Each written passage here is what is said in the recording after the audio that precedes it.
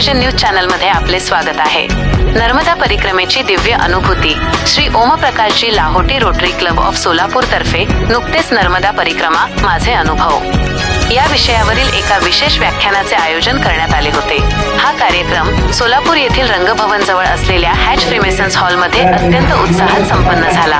या कार्यक्रमाचे प्रमुख वक्ते श्री ओमप्रकाश लाहोटी यांनी नुकतीच पवित्र आणि आध्यात्मिक दृष्ट्या अत्यंत महत्त्वपूर्ण अशी नर्मदा परिक्रमा पूर्ण केली आहे। या व्याख्यानात त्यांनी नर्मदा परिक्रमेतील प्रेरणादायी अनुभव, संस्मरणीय प्रसंग आणि या यात्रेतून मिळालेले जीवनमूल्यपूर्ण संदेश उपस्थितांसमोर उलगडले।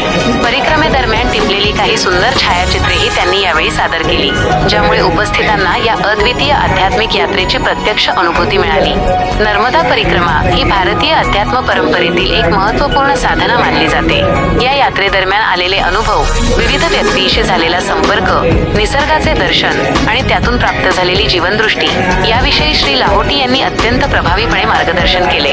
कार्यक्रमाच्या प्रारंभी रोटरी क्लब ऑफ सोलापूरच्या अध्यक्षा रोटेरियन धनश्री केळकर यांनी श्री ओमप्रकाश लाहोटी यांचा परिचय करून दिला व त्यांचा सत्कार केला, तर सचिव रोटेरियन निलेश पोफलिया यांनी उपस्थितांचे आभार मानले।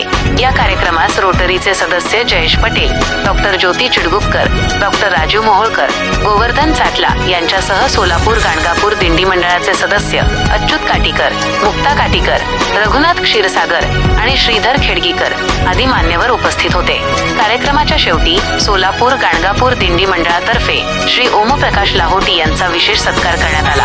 रोटरीच्या अशाच विविध घडामोडी आणि बातम्यांसाठी रोटरी विजन न्यूज चॅनलला नक्की सबस्क्राईब करा। धन्यवाद।